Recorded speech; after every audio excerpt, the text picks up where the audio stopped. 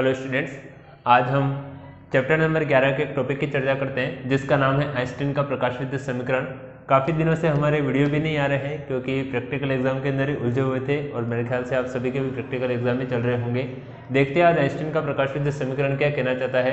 Einstein के प्रकाश विद्युत समीकरण तो 3 से 4 स्टेप का ही होता है, लेकिन उसके अंदर कुछ थ्योरी लिखनी होती है। थ्योरी कुछ इस प्रकार की होती है जैसे कि हमारे पास में कोई धातु पृष्ठ है, उस पर कोई निश्चित आवृत्ति का यदि प्रकाश आपतित होता है तो धातु पृष्ठ के अंदर जो मुक्त इलेक्ट्रॉन होते हैं वो पहले आने वाले प्रकाश को पूरे ऊर्जा जो होती है उसे अवशोषित कर लेते हैं और मुक्त होने वाली जो ऊर्जा है वो दो रूपों के अंदर उत्पन्न होती है। किसके रूप में?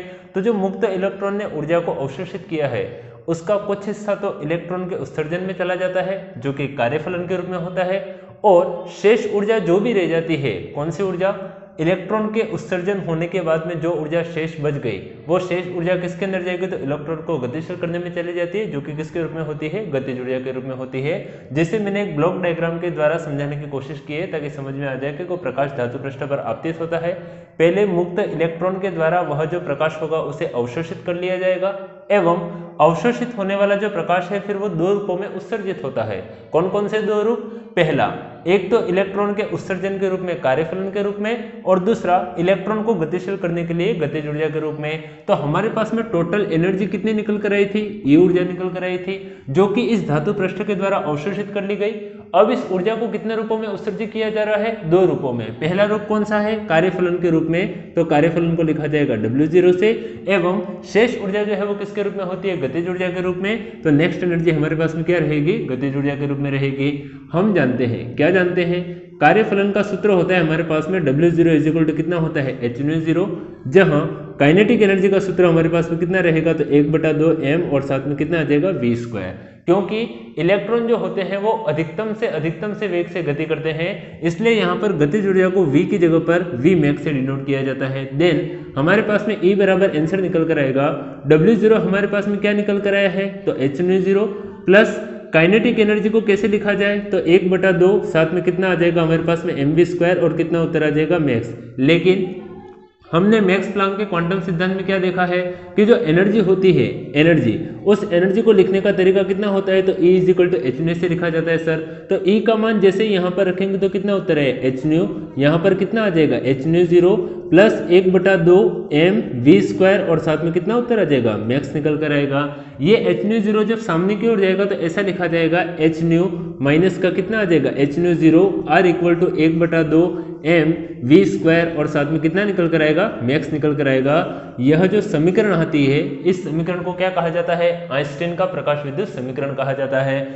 प्रश्न एग्जाम में यह आता है कि आइंस्टीन का प्रकाश विद्युत समीकरण व्युत्पन्न कीजिए, जिसे हम यहां तक करेंगे, एवं इसकी सहायता से आइंस्टीन के प्रकाश विद्युत प्रभावों की व्याख्या कीजिए कि जो प्रकाश विद्युत प्रभाव हैं उनके प्रायोगिक परिणामों की व्याख्या किस प्रकार से की जाए। यूं तो व्याख्या करते हैं तो 5-6 पॉइंट बनते हैं, लेकिन मुख्य रूप से अगर 3 बिंदुओं के अंदर इस व्याख्या को खत्म करना हो कि जिसको हम आसानी से समझ सकें तो यहाँ से 3 केस बनाकर हम कर सकते हैं। कौन कौन से केस? पहला केस हमारे पास में ये रहता है कि अगर न्यू का मान ग्रेटर देन ν0 हो। सेकंड केस हमारे पास में ये रहता है कि न्यू का मान इक्वल टू ν0 हो, और थर्ड केस हमारे पास में ये रहता है कि न्यू का मान लेस देन ν0 हो। इसका अर्थ ये होता है कि न्यू जो है वो आपतित प्रकाश की आवृत्ति कहलाती है और ये जो है वो देहली आवृत्ति कहलाती है। यदि आपतित प्रकाश की आवृत्ति का मान देहली आवृत्ति से अधिक होता है, ये सिचुएशन जब यहाँ पर रखेंगे तो हमारे पास में ये जो 1/2 mv² का जो मान है, 1/2 mv² मैक्स का जो मान है, ये सिचुएशन यहाँ पर होल्ड करेंगे। ये न्यू का मान ज्यादा होगा तो हमेशा जो 1/2 mv² मैक्स का मान है वो हमेशा कैसा प्राप्त होगा? धनात्मक प्राप्त होगा। धनात्मक प्राप्त होने का मतलब क्या रहा कि इलेक्ट्रॉन उत्सर्जित भी होंगे और वहां पर आपके क्या होंगे? गतिज ऊर्जा का मान ज्यादा होने के कारण इलेक्ट्रॉन गतिशील भी रहेंगे, अर्थात हमें प्रकाश विद्युत धारा का मान कैसा प्राप्त होगा? ज्यादा प्राप्त होगा। सेकंड वन, क्या?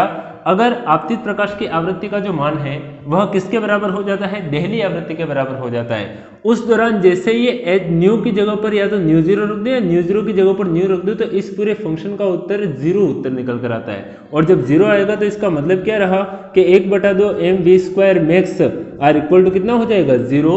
मतलब कोई निश्चित आवृत्ति का प्रकाश धातु पृष्ठ पर आपतित तो होगा, उसमें कौन सी घटना होगी, इलेक्ट्रॉनों का उत्सर्जन होगा, लेकिन इलेक्ट्रॉनों का उत्सर्जन होने के बाद में इलेक्ट्रॉन गतिशील नहीं होंगे। क्यों गतिशील नहीं होंगे, क्योंकि 1/2 mv² मैक्स का मान कितना चल रहा है 0, तो प्रकाश विद्युत प्रभाव की घटना तो होगी, लेकिन इलेक्ट्रॉन गतिशील नहीं होने के कारण वहां पर बहने वाली प्रकाश विद्युत धारा का मान कितना हो जाएगा, 0 हो जाएगा।